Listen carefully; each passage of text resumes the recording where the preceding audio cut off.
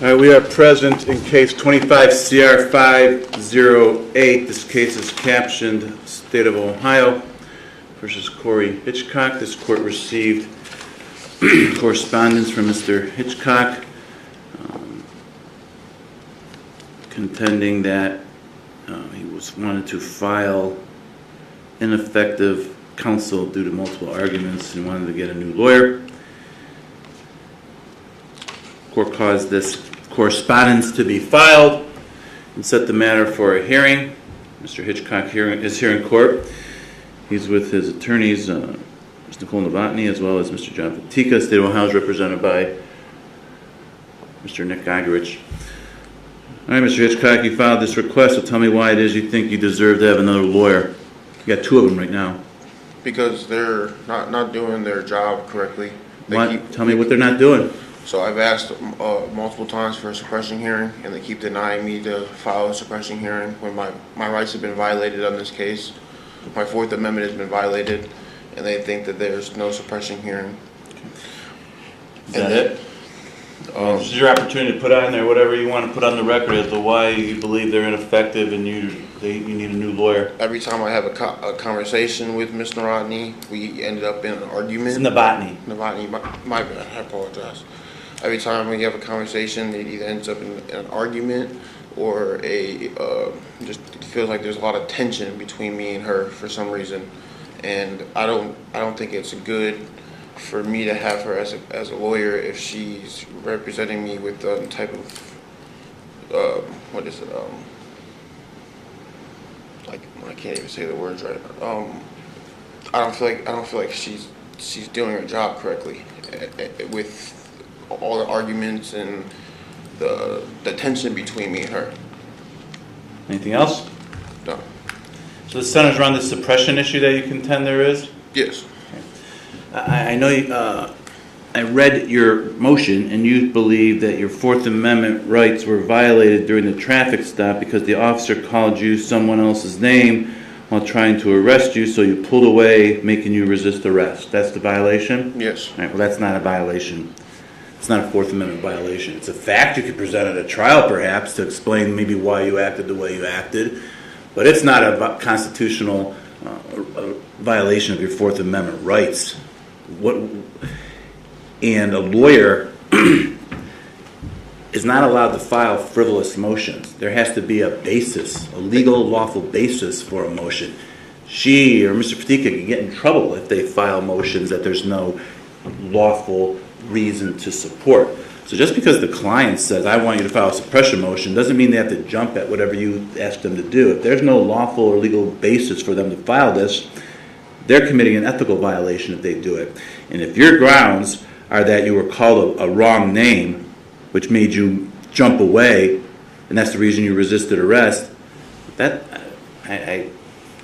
doesn't make any sense. It's a fact that could be presented as a defense, maybe at a trial, but it doesn't violate. I'm not sure how it doesn't violate your rights in any way. And for them to file a motion making that argument would be an ethical violation on their part if they did that. Ms. Novotny, do you want to address this issue? I mean, Mr. Hitchcock raised this in a public filing, so you're permitted to address this issue and whatever else he alleged here today.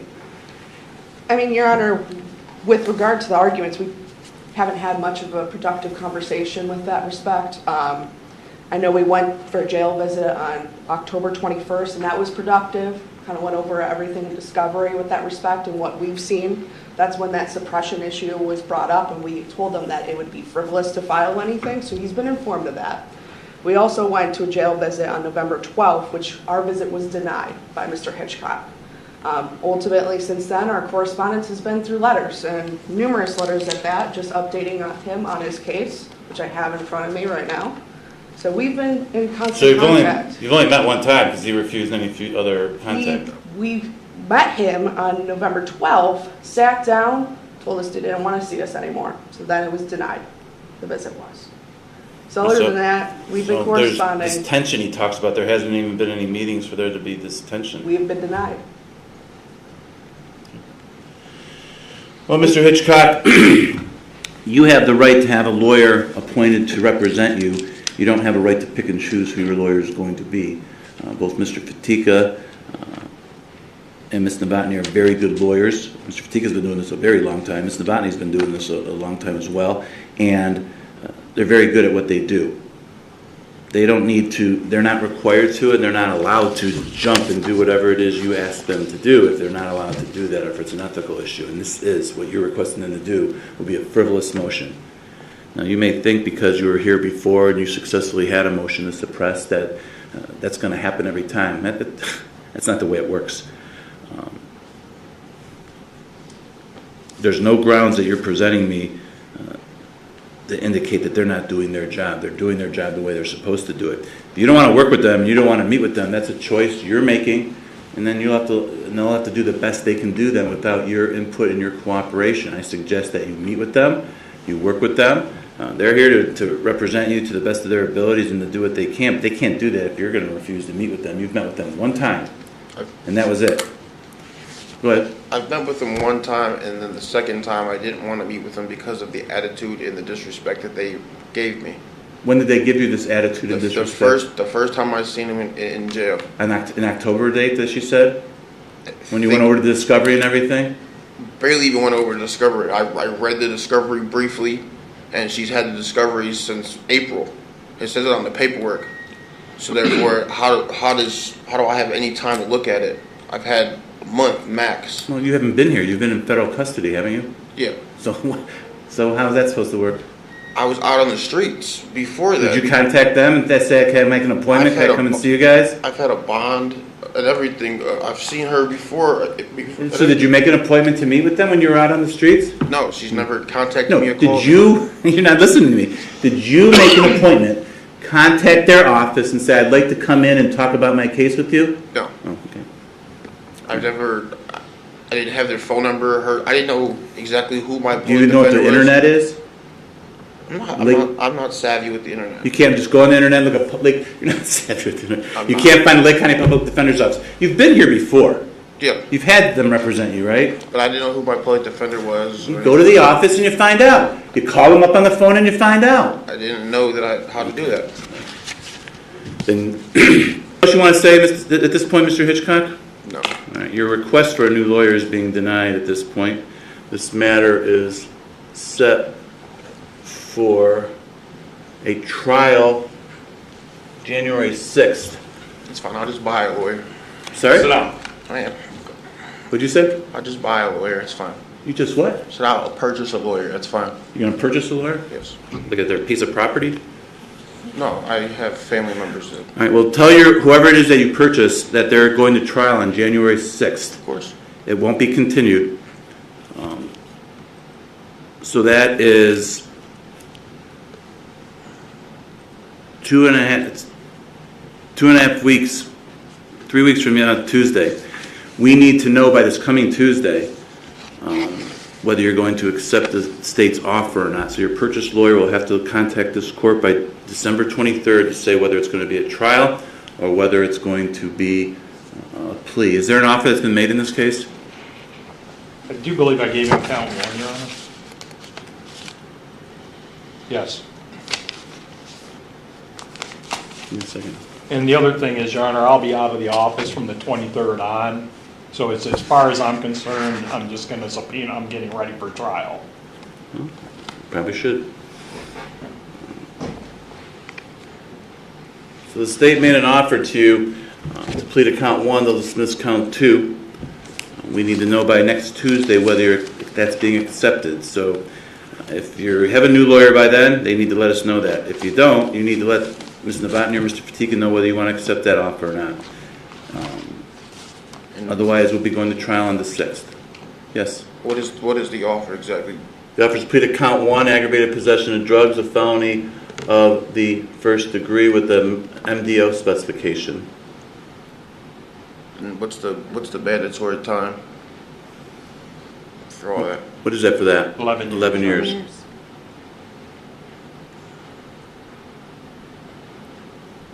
So, I mean, we'll get off here. If you want to sit around here at this point, at least to talk with them, you can, you should. You should work with them. They're good lawyers, and they're here for your best interest, whether you believe it or not. If you want a few moments to speak with them, we'll leave and turn off everything. I'm happy to do that. I would like that. And, Your Honor, in the defense of Mr., oh God, John and Ms. Novotny, if the court would like me to proffer why this all occurred, I will do that. Why? What all occurred? I don't want you to do it. When you say why? Where he wasn't responding to them and all that, there's other factors that go into that. I don't think that's necessary. Because I can't stand here and listen to him malign Mr. Pratika and Ms. Novotny. The obligation's on him just as much to reach out if he wants to talk with his lawyers. He chose not to do that at all. So we don't need to do that, but I appreciate that. But we're gonna get off. I'm gonna get off the bench. The prosecutor's gonna leave. We'll turn off the mics and everything, and you can. In fact, why don't you go in the? We'll let you go in the jury room. It's more private in there. There's gonna be a deputy in there, but we'll just stand off to the side, and you can talk with them. Thank you. All right. Anything else for the record? Nothing more. All right. Thank you. All right.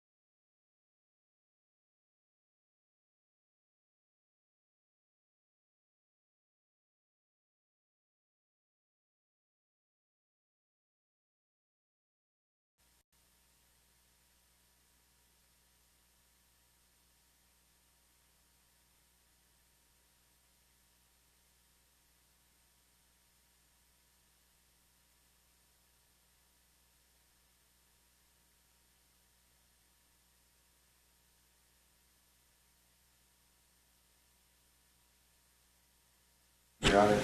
We are here on the matter of the State of Ohio versus Elizabeth Ewing, case number 25 CR 000858.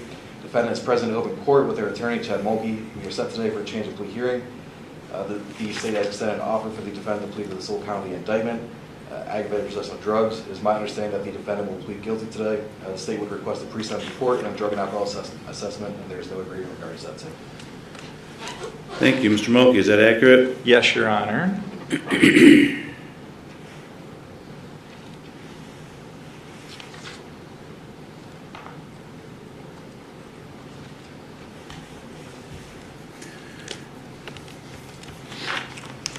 Ms. Ewing, were you able to hear what the prosecutor and your lawyer just had to say regarding what they believe your intentions are here this morning? Yes, Your Honor, I heard every word. They've indicated to the court they believe it's your desire to withdraw your previously entered plea of not guilty and plead guilty to the charge in the indictment.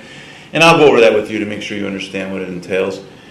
We would then continue the sentencing to a future day, get some evaluations completed, come back on a future day. Where there's no agreement between the parties regarding any recommendations for sentencing, each side is allowed and permitted to recommend whatever they think is the right thing to do. Is that your understanding of the discussions that took place between your lawyer and the prosecutor, and most importantly, what you want to do today? Yes, I understand. That's what you want to do? Yeah. Well, before I can accept your plea, I need to make sure you understand everything that's going on here. You need to make sure you understand what it is you're charged with and pleading guilty to, the rights you have that you give up by pleading guilty, as well as all the possible penalties you face. So for me to determine those issues, I'll ask you a series of questions. If at any point when I'm asking you any of these questions, if you're unsure, unclear of anything I'm asking you, if you need anything repeated or clarified, if you want a moment to speak with your lawyer so you can ask him questions, or even if you want to ask me questions, make sure you let me know that because I need to make sure you understand everything we're doing, all right? Okay. All right. Let's get started then. How old are you? I am 33 years old. Are you able to read and write the English language? Yes, I do. Do you have any difficulty with that or difficulty understanding what you read in the English language? No. Are you a U.S. citizen? Yes, sir. Now, before you came into court here this morning, have you had any drugs or alcohol of any kind? No. What about within the last 48 hours? No. Not even prescribed medication, nothing? Well, I'm on an antibiotic for my wound, but other than that, no. So no. just the antibiotic? Yeah. It's not a narcotic though or anything like that? No, it's called Bactrim. Okay.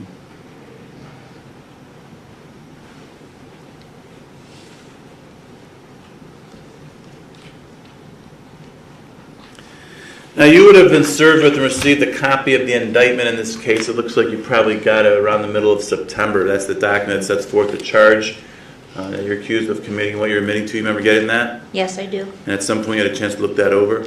Yeah. Now, in that indictment, as I said, there's one count, and what's alleged here and what you're admitting to is on or about November 14th, 2023, in Lake County, Ohio, that you did knowingly obtain, possess, or use methamphetamine or some compound mixture, preparation, or substance containing methamphetamine, being a Schedule II controlled substance. The amount did not equal or exceed the bulk amount, which makes the offense aggravated possession of drugs a felony of the 5th degree. Do you understand what you're charged with and pleading guilty to in count 1? Yes, I do. Any questions about it? No. Excuse me.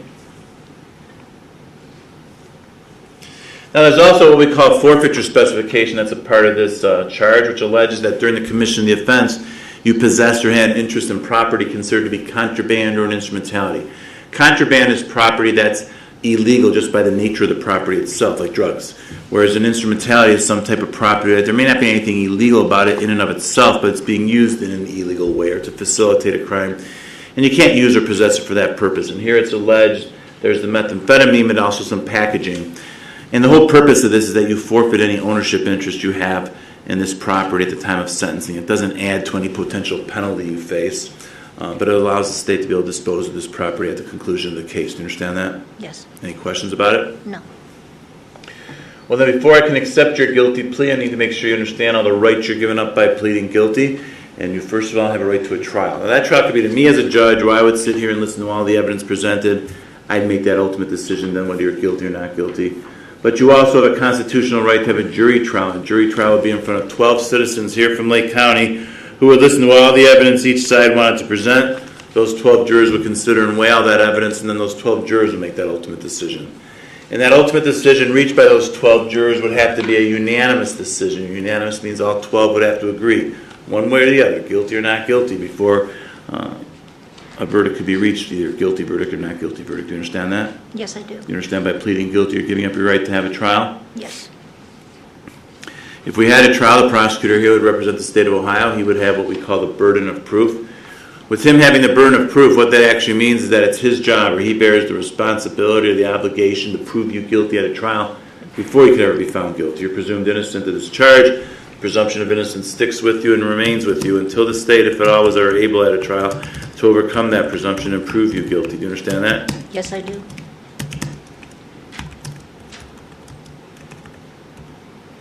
Now, when I talk about this burden of proof, since it's a criminal case that we're dealing with here, burden of proof is what we call proof beyond a reasonable doubt. That's the highest burden there is in our justice system. What it actually means, it's the amount of the evidence and the quality of that evidence the state has to present at a trial to prove you guilty. So in this case, the state would have to present evidence to prove each element or each part of the charge beyond any reasonable doubt before you could ever be found guilty of the charge. You understand that? Yes. You understand by pleading guilty, you're giving up your right to make the prosecutor prove you guilty at a trial beyond a reasonable doubt? Yes, I do. Now, in order to try to do that, if we're going to have a trial in this case, the prosecutor would bring witnesses to come to the court to testify for the state by answering questions from the prosecutor. Once those witnesses answered the prosecutor's questions, then your lawyer would have the right on your behalf to ask those same persons questions. That's called cross-examination. He can ask them anything he wanted to, but within certain rules. Do you understand that? Yes. Do you understand by pleading guilty, you're giving up your right to cross-examine or confront these witnesses that would come in here and testify against you? Yes, I understand. Now, you'd also have the right at a trial, you can call your own witnesses to come to court to testify for you if you wanted to and answer your lawyer's questions. Now, you don't have to do that. You're not required to do that, but you have a right to do that if you want to. Do you understand that? Yes. And you further can request this court issue an order. We call that order a subpoena. What a subpoena would do is it would force or make someone come to court and testify for you and answer your lawyer's questions if they were not willing to come in voluntarily on their own. Do you understand that? Yes. You realize you're giving up that right. Yes. Now, you also have the right of the trial. You could choose to testify on your own behalf if you wanted to, but you do have a constitutional right not to testify if you don't want to. That's a decision. That's a choice that you would have to make. Do you understand that? Yes, I understand. And since that's your choice, what that really means then is that nobody else could force you or make you. Nobody could compel you to testify against yourself at a trial if you didn't want to. I can't make you testify. But more importantly, the prosecutor here is not allowed to call you as a witness and get you up on the stand and ask you questions and make you testify.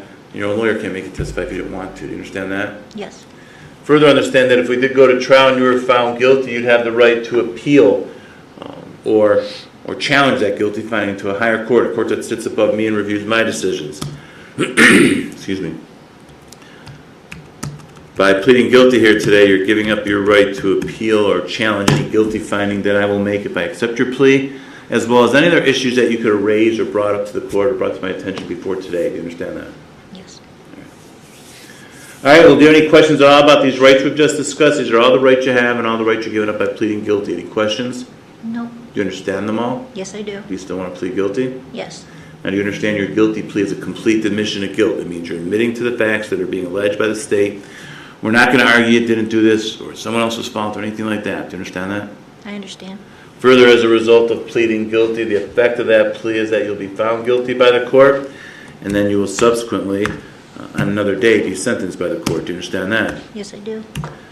Now, as far as sentencing goes, pleading guilty to a felony of the 5th degree, this offense is punishable by a possible term in prison of a minimum of 6 months, a maximum of 12 months, or any whole number in that range of 6 to 12. Do you understand that? Yes, I do. Now, are you currently on probation or parole or any type of supervision to any other courts or agencies? No, I'm not. Do you have any other charges pending against you anywhere? No. If a prison sentence is imposed in this case, at any point upon your release from prison, you could be placed on what's called post-release control. We sometimes call that parole.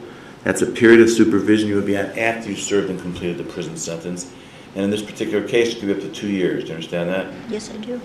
And if you ever found yourself on post-release control and violated any of the conditions of your supervision, the parole authority could send you back to prison as punishment for violating their rules for another 9 months for each violation you commit, up to an overall maximum of 50% or half of whatever the prison term was imposed by the court. Do you understand that? Yes, I do. All right. Now, aside from the possible prison sentence, there are other sanctions that could be ordered. You could be fined, in this case, up to $2,500. You could also be ordered to pay court costs. You Could also be ordered to reimburse the county for any cost of confinement, community supervision, or treatment if any of that were applicable. Do you understand that? Yes, I do.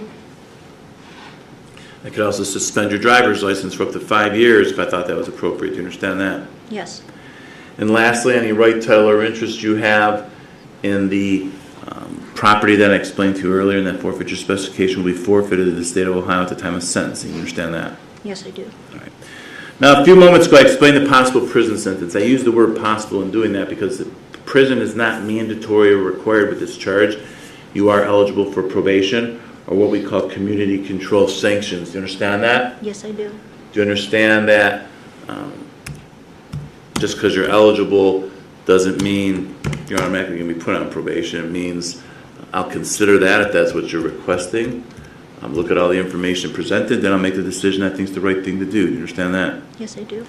Now, if you are put on community control, it could be for up to 5 years of supervision. As the judge, I have the discretion to order a wide variety of rules or conditions for you to follow. One of those conditions could be an order that you serve a term in the Lake County Jail of up to 6 months, the condition of your probation. You understand that? Yes, I do.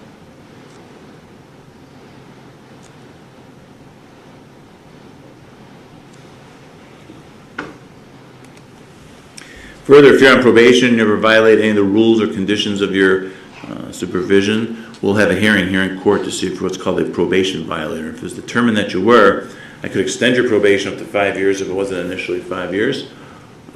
I could order more restrictive sanctions against you, which could include an order that you serve time in jail, or I could terminate your probation and send you to prison at that point. If I sent you to prison at that point,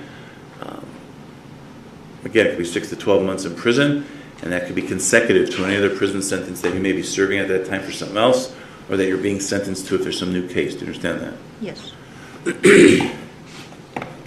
Lastly, when we do come back here for the sentencing hearing, you're going to have the right at that time to say anything you want, anything you'd like me to know or consider. Your lawyer could speak on your behalf. He's allowed to recommend the sentence to the court.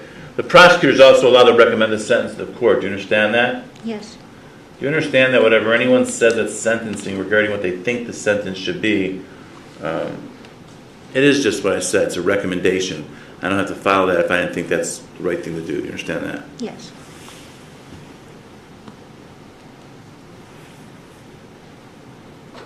All right. Well, do you have any questions at all about the potential penalties you face by pleading guilty here? No. You understand all the possible consequences? Yes. Do you still want to plead guilty? Yes. Have you had enough time to talk about this case with your lawyer and have him go over everything with you, the reports, answer your questions? Yeah. Are you satisfied with his advice and counsel? Of course. Well, you'll be surprised. A lot of people aren't. Has he or has anyone made any promises to you about what's going to happen here at sentencing which is inducing you to plead guilty? No. Have you been threatened or coerced in any way to plead guilty? No. Are you entering your guilty plea freely and voluntarily? Yes. All right, Ms. Ewing, any questions from me at this time regarding anything we've just talked about? No. Do you need any more time to talk to your lawyer before we go forward with your plea? You have to say yes or no. You have to verbally respond, please. Oh, no, I'm good. All right, then what's going to happen at this point, the prosecutor here is going to explain for me what he believes the evidence would show if we had a trial. I want you to listen to him because then I'll have some follow-up questions for you, all right? Mr. Knopf? Thank you, Your Honor. Had the case proceeded to trial, the state would have shown that on or about the 14th day of November 2023 in Lake County, Ohio, the defendant was knowingly in possession of methamphetamine. Specifically, police were dispatched to an apartment on Lakeshore Boulevard for an overdose report. Police entered that address and discovered the defendant unconscious with no pulse. Police administered Narcan and sternum rubs and eventually CPR before the defendant came back to consciousness.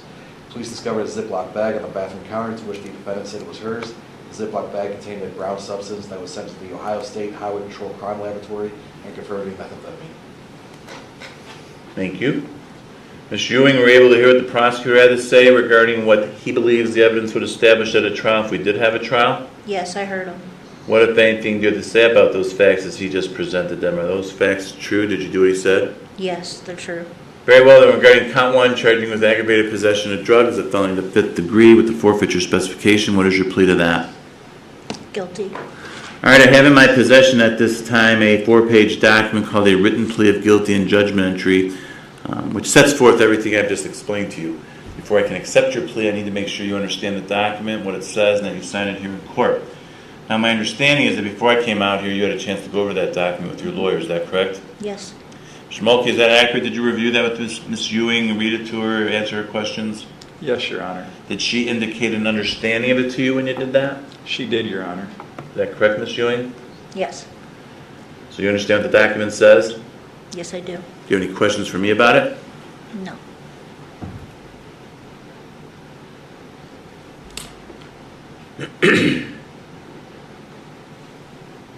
Very well, then, at this time, the court will accept the defendant's oral and written plea of guilty. Let the record reflect the defendant was here in open court with her lawyer, advised of all her constitutional rights, and made a knowing, intelligent, and voluntary waiver of all those rights. The court also finds the defendant understands the nature of the charge, the effect of the guilty plea, as well as the maximum penalty that can be imposed.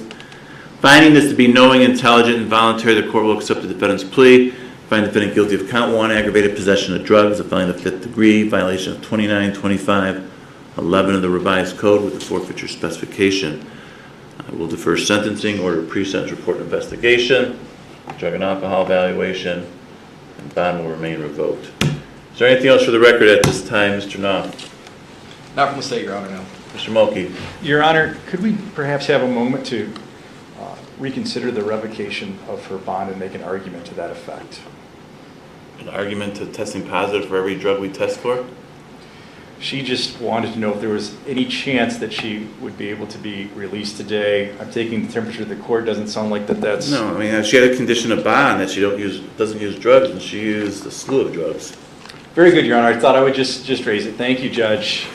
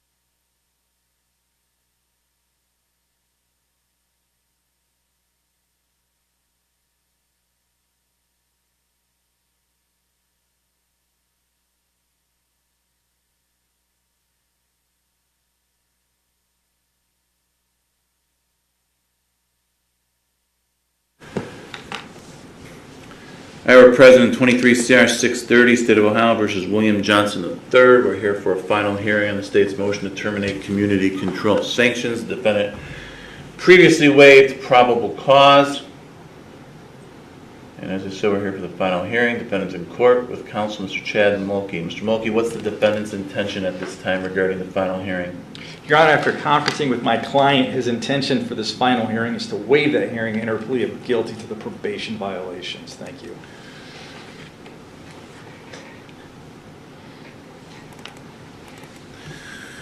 So Johnson, you've been charged with violating the conditions of your community control sanctions. Specifically, it is alleged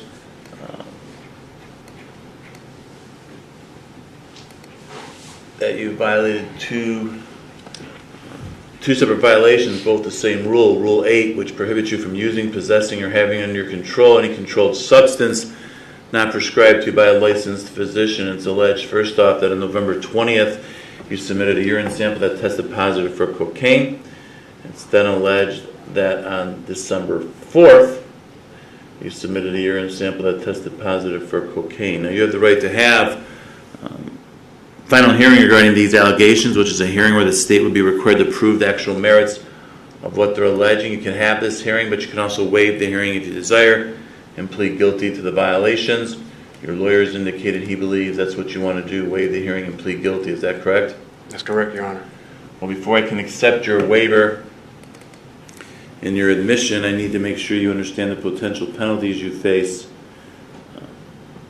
if you're found to be in violation of your community control sanctions. If in fact that did occur, the court could extend your probation up to 5 years.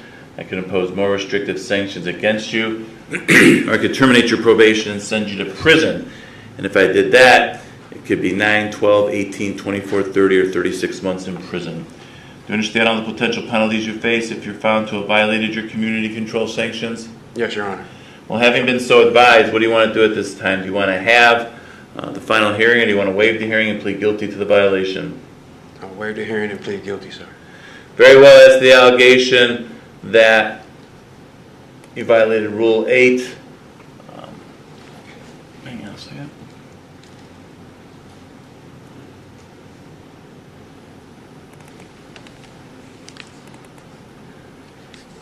That you violated Rule 8 by submitting a urine sample on November 20th that tested positive for cocaine. What is your plea to that? Guilty.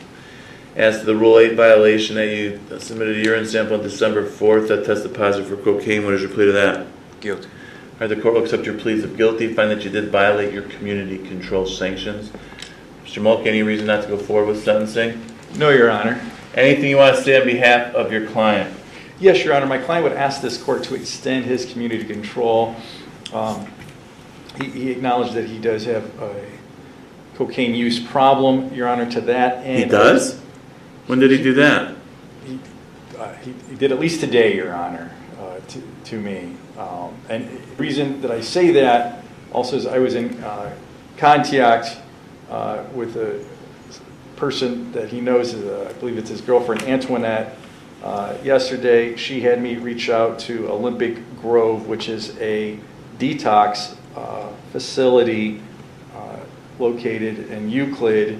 They have a 30-day detox program. It's not a lockdown facility, but they indicated a willingness to help him. I told them about his most recent positive test. They said that's not a bar to him going into that program if he's willing and able to do that. He indicated to me that he is willing and able to do that. I know NeoCap had been discussed, and he was assessed for NeoCap, Your Honor.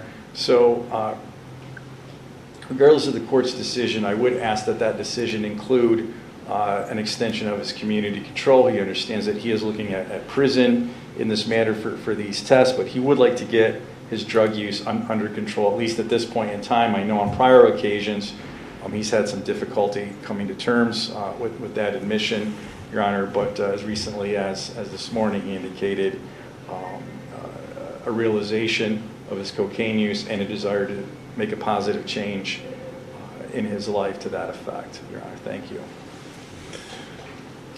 Mr. Johnson, you have the right to address this court before your sentence. You can say anything you want. Is there anything you want to say at this time? Yes, Your Honor. After speaking with the program of Olympic, they informed me that it would help me push on with further things in my life that I was trying to do. Like they was going to give me access to the VA benefits I've been trying to do. They're going to help me with my driver's license, and they're going to help me with housing, which is one of the reasons why I'm having an issue with this cocaine issue, is because I need to change my environment. And I believe that the Olympic will help me change my environment, get me out of the situation that I'm in, and I should have no further problems with this at all. Your Honor. Problems with what? You've never admitted you have a problem with cocaine. You always blamed it on your girlfriend that she uses and you get it from her somehow. Miraculously gets transferred to you. In fact, just as recent as, when was his interview with NeoCap? Yesterday. Yesterday, you met with people from NeoCap. I got no problem with cocaine. I use cocaine. Okay, that's what I'm trying to say, sir. Yeah, what are you trying to say? I'm trying to change my environment. All right. If possible, I was hoping that I could take this program. For what? What do you need a program for? The program was going to help me with the other things that I need help with. It was going to push me forward, with helping with my business. And What problem? Well, my problem is I'm in love, you know what I'm saying, and I'm just trying to stay away. I know. All right, say whatever you want. Anything else you want to say? Would you please consider the program, Your Honor? Mr. Mulkey, anything else? No, Your Honor. Thank This you. court reviewed the pre-sentence report and investigation. I've considered the facts and circumstances of the underlying offense, the nature of the offense. I've considered defendant's performance on probation, the history of these violations. I've considered what's been said here today. All this is considered under the purposes and principles of felony sentencing set forth in 29-29-11. For the factors in 29-29-12, I'll incorporate all the findings I've made throughout the case regarding the seriousness factors and the recidivism factors, with the additional finding today that the defendant has, once again, failed to comply with the previously imposed sanctions ordered by this court, which is a factor indicating recidivism is more likely. You know, Mr. Johnson, this is your history here. At the time of the plea, you went to probation department, you tested positive for marijuana. Put you on probation. You tested positive for marijuana. We gave you a review board contract. We didn't violate you. We gave you a review board contract. This past summer, then, you tested positive for cocaine. You got violated. And I ordered that you get counseling at more counseling. Since then, you've tested positive for cocaine at more counseling. You've tested positive twice here over 2 different weeks, so it's not the same violation or use for cocaine. But you do not acknowledge that you have any problem with cocaine. You say you don't use cocaine. You couldn't even say it here today. Yes, sir. No, we're done. You've had every opportunity to speak, and now it's my turn to speak. You met someone yesterday, NeoCap, to try to get into a program. You said, I don't have a problem with cocaine. I don't use cocaine. I get it from my girlfriend. The positive screen you pick up from your girlfriend somehow. Gave you an opportunity this morning to talk about that. You talk about it's going to help me with my problems, but I don't know what problems you have. You don't say anything. You just say my environment. So it's clear that we've given you multiple opportunities. You won't acknowledge that you have any problem with cocaine. That's going to continue. So you're not amenable to any available community control sanctions at this point. Prison is consistent with the purposes and principles of sentencing. Therefore, this court terminates the defendant's period of community control sanction that sends the defendant to 12 months in prison. He has credit for 120 days he's already served. Need to advise you upon your release, you may be placed on post-release control for up to 2 years. If you are and you're violating those conditions, the parole authority can return you to prison as punishment for violating their rules for another 6 months, the maximum being 50% of the term I just imposed. Any additional prison term imposed for violating post-release control is being imposed as part of the sentence at this time. Court disapproves the defendant's placement in a program of shock incarceration, intensive prison program, or transfer to transitional control, and the defendant's ordered to pay all costs. Mr. Mulkey, is there anything else for the record? No, Your Honor.